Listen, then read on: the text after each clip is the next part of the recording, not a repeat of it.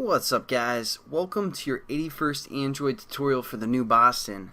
Again with me, Travis, and what we're gonna do in this tutorial is we're gonna kind of get back to the basics, do some more stuff with the XML layouts, and kind of show you some more examples and how to, we're just gonna create these small little applications so you guys can customize your app even further. And what we're gonna do in this tutorial is basically learn about the sliding drawer.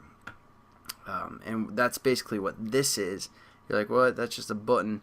But basically, it's not a button, because when we click it, we can slide this up, and we have something within this drawer for the most part. And then we can do something else and then slide it back down. And then here's our other activity.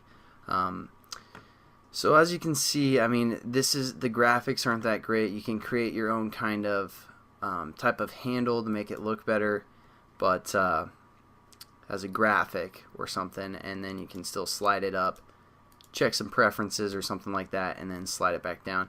Pretty simple. I don't know, we might get into animation the Java, how to use some of the methods that this sliding drawer can actually access, but for now we're just going to create this here. Pretty simple. So first I want you guys to create a class called slider, extends activity, then also create a layout called sliding, all lowercase, within your onCreate method. Again, get that set up in your manifest and your menu class. Nothing new there. And then so we're going to open up that sliding class here. And the first thing that we're going to do is we're going to put in the contents of what we want in our drawer for the most part. So what we're going to just deal with now is just a checkbox. That's all we're going to put in our actual drawer. And the reason I'm doing it this way is because the ADT kind of is messed up. It's kind of bugged out. So as you can see, when we now go over into our composite, this is where the sliding drawer is, right here. When we drag this over, it's going to give us an error, but just drag it over. It's going to work, I promise you guys, when you run on the emulator. And see, as you can see, it's giving us an error. It can't find the class called sliding drawer.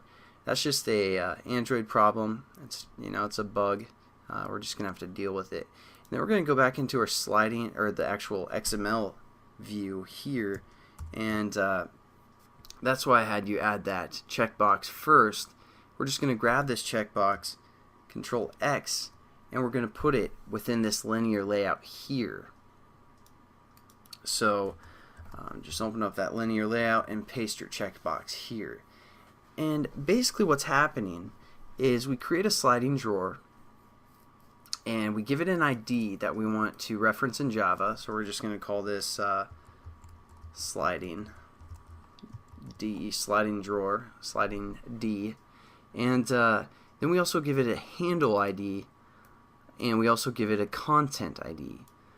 Again, that's all with the app plus, and then whatever we want to label our ID as. And then within the sliding drawer, as you can see, it closes here. Within here we have a button, and that's basically our handle. Just think of a drawer like your dresser drawer. This right here is our handle, this button. So we can pull that handle up and down. That's what this again, that's what this button is, and it just says handle right there as the text. And then the ID, we also establish an ID for the handle as @ID handle. And then the other thing that we do is we say @ID content for a linear layout, which is the actual content of our drawer. And as you can see, both of these this ID for a linear layout matches the content ID of our sliding drawer, and same with our handle. The ID is the exact same right here. So that's something you guys want to keep in mind, is when you create your handle here in your sliding drawer, because you are going to need this handle and this content, and then you set up your IDs as the same as your handle and as the same as your content. So there we go. We basically have created this application, and we're just going to set this this checkbox ID to something like CB for checkbox, and then we're going to say slide a bowl, something like that.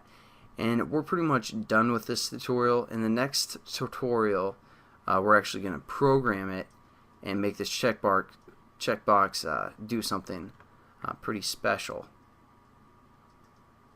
And for those of you that follow this series all along, you probably know it's probably not going to be that special. But anyways, hope you guys enjoyed the tutorial, and I will catch you in the next one. Have a good one. Peace.